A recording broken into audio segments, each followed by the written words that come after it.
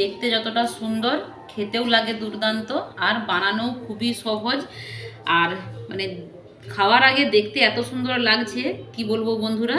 তো চলো তাহলে কিভাবে এই মিষ্টিটা আমি বানিয়েছি তার জন্য তোমাদেরকে আমার পুরো ভিডিওটা দেখতে হবে।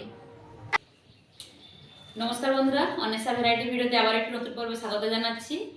আজকে আমি একটা দারুণ মজাদার মিষ্টি রেসিপি নিয়ে তোমাদের সামনে হাজির হয়েছি। আমরা পটল দিয়ে সাধারণত বিভিন্ন ধরনের রান্না করে থাকি, কিন্তু আজকে আমি বানাবো পটল দিয়ে মিষ্টি। তোমরা টাইটেল এবং থাম্বনেল দেখে কিছুটা বুঝতে পেরেছো। তো কিভাবে আমি পটল দিয়ে মিষ্টিটা বানাচ্ছি তার জন্য তোমাদেরকে শুরু থেকে শেষ পর্যন্ত ভিডিওটা স্কিপ না করে দেখতে হবে। আশা করছি ভিডিওটা ভালো লাগবে। ভালো লাগলে লাইক কমেন্ট শেয়ার করতে বলবো। আর নতুন বন্ধু আজকের পর্বে থেকে থাকলে বলবো প্লিজ আমার চ্যানেলটাকে সাবস্ক্রাইব করে আমাকে সাপোর্ট করো। আগামী দিনে এত নিত্য নতুন রেসিপি আপলোড দেবো, সবার আগে তোমাদের কাছে যাতে পৌঁছে দিতে পারি। চলো তাহলে আমি কিভাবে পটল দিয়ে মিষ্টি বানাবো সেটা তোমরা দেখতে থাকো। বন্ধুরা, পটল দিয়ে মিষ্টি বানানোর জন্য আমি পটল নিয়েছি। দেখো, আস্ত কাঁচা পটল নিয়েছি আমি, 250 গ্রাম পটল নিয়েছি। এই প্রথমে এই পটলগুলোর আমি খোসা ছাড়িয়ে নেব। দেখো, এই পটলগুলোর দুই পাশ আমি কেটে বাদ দিয়ে দিলাম। বাদ দেওয়ার পর এইবার আমি খোসাটাকে ছাড়িয়ে নিচ্ছি। অবশ্যই এই মিষ্টিটা বানানোর জন্য ছোট সাইজের পটল নিতে হবে। বড় সাইজেরও নিতে পারো, কিন্তু পরের স্টেপে বড় সাইজ হলে একটু অসুবিধা হতে পারে। তো তোমাদেরকে বলবো কেন বলছি ছোট সাইজের পটল নেওয়ার জন্য। তো দেখো, একদম এরকম ফ্রেশ করে ছাড়িয়ে নিয়েছি খোসাটাকে। তো এইভাবে আমি পুরো পটলটাই ছাড়িয়ে নেব। আর ছাড়ানোর সঙ্গে সঙ্গে আমি জলে দিয়ে দিচ্ছি পটলগুলো। আমার সব পটলগুলোই ছাড়ানো হয়ে গেছে। দেখো, এগুলোকে ভালো করে জল দিয়ে ফ্রেশ করে ধুয়ে নিচ্ছি। এবার একটা করে এই যে পটল জল থেকে তুলেছি, তোলার পর ছুরি দিয়ে আমি পটলটাকে এইভাবে কেটে দেব। দেখো, এটাকে একেবারে হালকা হাতে সাবধানে করতে হবে। তো দু অর্ধেক করে দিয়েছি। এই দেখো, দু অর্ধেক করে দিয়েছি। করে দিয়ে এইবার যে আইসক্রিমের একটা কাঠি আছে না, এই আইসক্রিমের কাঠি নিয়েছি। কাঠি নেওয়ার পর ভেতরে যে পটলের যে আঁত আর বিচি আছে সেগুলোকে বের করে দেবো। দেখো, এটাকে আমি বের করে ফেলে দেব। দেখো, এইভাবে একটু টিপে ধরলেই বেরিয়ে যাবে। এই দেখো, এইরকমভাবে এটাকে প্রেস করে নেব। এই দেখো, এই পটলের বীজটাকে একদম ফ্রেশ করে বের করে দিচ্ছি। একদম ফ্রেশ হয়ে বেরিয়ে গেছে। এবার আমি এটাকে রেখে দিচ্ছি। আরেকটা তোমাদেরকে করে দেখাচ্ছি। দেখো, একই রকমভাবে, আর একদমই হালকা হাতে করতে হবে। আর কেটে দু অর্ধেক করে দেওয়া চলবে না। এই দেখো, এরকম করে একটু ফাঁকা করেছি। তারপর এই কাঠিটা নিয়েছি। কাঠিটা নিয়ে একই রকমভাবে আগেরটা যেভাবে করেছি সেইভাবে একটু ধরে রাখতে হবে পটলটাকে, দিয়ে এইভাবে আঁতিটাকে বের করে দিতে হবে। তোমাদের সুবিধা অনুযায়ী তোমরা বের করতে পারো, আমি আমার সুবিধা অনুযায়ী আমি বললাম।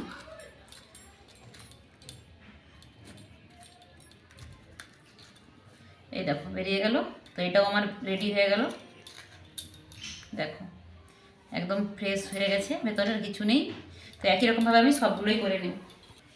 তো দেখো, আমার সবগুলোই ছাড়িয়ে নিয়েছি। ভেতরটাও দেখো, এই দেখো ফ্রেশ করে নিয়েছি। সব পটলগুলো একই রকমভাবে ফ্রেশ করে নিয়েছি।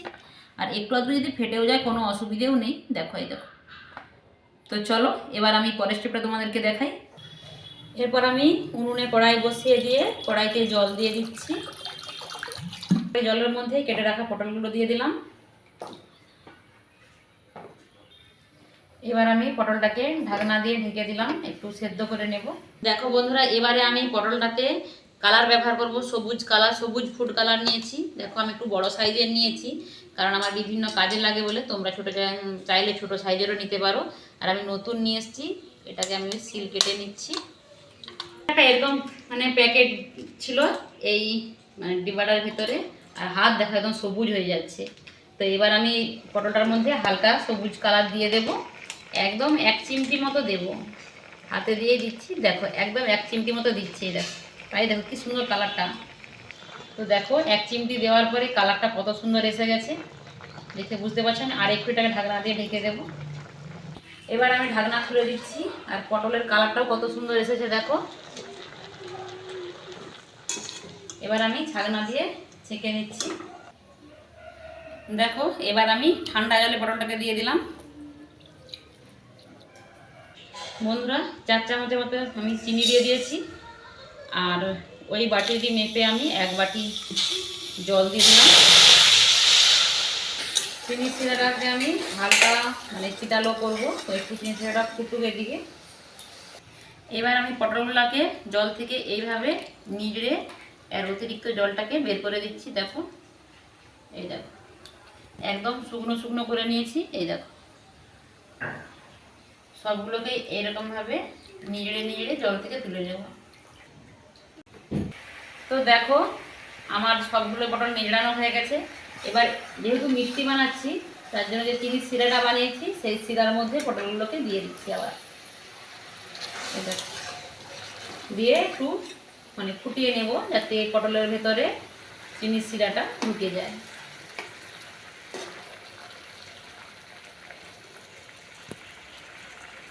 চিনির রসে পুরো এগুলোকে ফুটিয়ে নিচ্ছি যাতে চিনির শিরাগুলো ওই পটলের ভেতরে ঢুকে যায়। কারণ যেহেতু পটল মিষ্টি, পটলটা না মিষ্টি লাগলে ভালো লাগবে না, তো তাই আমি উল্টে পাল্টে শিরার মধ্যে পটলটাকে সুন্দর করে ফুটিয়ে নিচ্ছি একেবারে। দেখো আমার রসটা একদম শুকনো শুকনো হয়ে গেছে। এবার আমি পটলগুলোকে রস থেকে একটা থালায় তুলে নিচ্ছি, তুলে নিয়ে এটাকে ঠান্ডা করে নেব। সব পটলগুলোকে তুলে নিয়েছি, এটাকে এবার আমি ঠান্ডা করে নেব। পটল মিষ্টির জন্য পুর লাগবে, তো তার জন্য আমি দুধ ব্যবহার করব। তো এই বাটি মেপেই আমি 2 বাটি দুধ দিয়ে দেব। গরুর লিকুইড দুধ নিয়েছি, তোমরা চাইলে প্যাকেটের গুঁড়ো দুধও মানে জলের মধ্যে দিয়ে ব্যবহার করতে পারো। তো আমি গরুর লিকুইড দুধ 2 বাটি নিয়ে নিলাম। তো দুধটা আমার হালকা গরম হয়ে গেছে, আমি এবারে 1 প্যাকেট আমুল দুধ দিয়ে দিচ্ছি, দিয়ে এটাকে মিশিয়ে নিচ্ছি। দুধটাকে এবারে ভালো করে মিলিয়ে নিচ্ছি। আর এতে একটু দলা পেকে গেলেও কোনো অসুবিধা নেই। দুধটাকে এবারে জাল দিয়ে একদম মানে মেরে নেব। দুধটা অনেকটাই ফুটে কমে গেছে। দেখো 2টো এলাচ ফাটিয়ে এর মধ্যে দিয়ে দিলাম, যাতে এটাকে ক্ষীর বানাবো। এলাচটা দিলে তার সেন্টটা সুন্দর হবে। 2 চামচ কাস্টার্ড পাউডার জলে গুলে নিচ্ছি।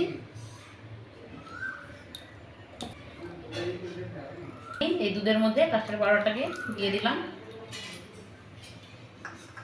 দেওয়ার পর এবার আমি এটাকে নাড়াচাড়া করে নেব, আর এটাকে একদম মোটা মোটা করে ক্ষীরের মতো করে নেব। দেখো ফুটিয়ে ফুটিয়ে একদম বসিয়ে নিয়েছি। 5-7 মিনিট এটাকে ফুটাতে হবে। আর 5-7 মিনিট ফোটানোর পর একদম বসা বসা হয়ে গেছে। আর ক্ষীরটা একেবারে শুকনো শুকনো করব, তো আর একটু নাড়াচাড়া করে নিচ্ছি আমি। দেখো কড়া থেকে ছেড়ে আসছে, তার মানে বুঝে নিতে হবে যে আমার ক্ষীরটা বানানো হয়ে গেছে। দেখো, তো এই অবস্থায় আমি গ্যাসের ফ্লেমটাকে বন্ধ করে দিলাম, দিয়ে গরম কড়াইয়ের মধ্যে একটু নাড়াচাড়া করব যাতে একদম শুকনো শুকনো বসা বসা হয়ে যায়। যে দেখো একদম শুকনো শুকনো হয়ে গেছে, আর এটা একদম ঠান্ডাও হয়ে গেছে। এবার একটা আমি প্লেটে তুলে নিচ্ছি। বন্ধুরা আমি পুরটাকে নামিয়ে নিয়ে ঠান্ডা করে নিয়েছি। দেখো পুরটা ঠান্ডা হয়ে গেছে, আর পটলগুলোও ঠান্ডা হয়ে গেছে। এবার আমি হাত দিয়ে পুরটাকে অল্প পরিমাণে করে নেব, নিয়ে পটলের মধ্যে ভরে নেব। তো আমি ডাইরেক্ট ভয়েস দিচ্ছিলাম, পাশের বাড়িতে পুজো, তো তাই মাইক বাজিয়েছে, তো তাই পরে আবার কিছুটা আমি ভয়েস দিচ্ছি। এটা একটু মানিয়ে গুছিয়ে নিও তোমরা। তো দেখো আমি পুরটা নিয়ে পটলের যে মাঝখানে ফাঁকা অংশটা ছিল তার মধ্যে ভরে দিচ্ছি, আর দেখতে কতটা সুন্দর লাগছে। তো চলো এটা তো আমি ভরে নিলাম, তোমাদেরকে ফিনিশিংটা পুরোই দেখে দিচ্ছি। দেখো কতটা দেখতে সুন্দর লাগছে। তো এই একই রকমভাবে আমি সব মিষ্টিগুলোই গড়ে নেব। তো তোমাদেরকে আরেকটা দেখিয়েছি যে কীভাবে আমি বানাচ্ছি। আর পটলগুলো চিনির শিরায় মানে সুন্দর করে ফুটিয়ে নিয়েছি, খুব সুন্দর মানে জেলি জেলি টাইপের দেখতে লাগছে, আর এটা খেতেও খুবই ভালো লাগবে। তো একই রকমভাবে এই পটলটার ভেতরেও আমি পুরোটাকে মানে ভরে নিচ্ছি। দেখো পটলের কালারটা সবুজ, আর ভেতরে এই হলুদের কম্বিনেশনে মিষ্টিটা দেখতে কিন্তু খুবই অপূর্ব লাগছে, আর এটা খেতেও খুবই ভালো লাগে। তো চলো একই রকমভাবে আমি সবগুলোকেই সুন্দর করে মানে পুর ভরে নিয়ে ওপর দিয়ে একটু চেরি ফল দিয়ে সাজিয়ে নিয়েছি, আর দেখতে কতটা অপূর্ব লাগছে দেখো। আর এটা দেখতে যতটা সুন্দর, এটা খেতেও খুবই অসাধারণ লাগে। আর পটলটা মানে পটলের মতো স্বাদ আর লাগবে না, মিষ্টির মতো স্বাদ লাগবে।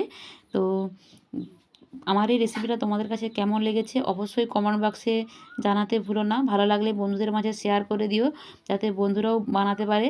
আর বাড়ি থেকে অতিথি এলে তুমি যদি এইভাবে মিষ্টি বানিয়ে খাও, তারা অবশ্যই তোমার কাছে রেসিপি জানতে চাইবে যে কোথা থেকে এই রেসিপিটা পেয়েছো। তো সবাই ভালো থেকো, সুস্থ থেকো, দেখা হবে পরবর্তী ভিডিওতে। টাটা।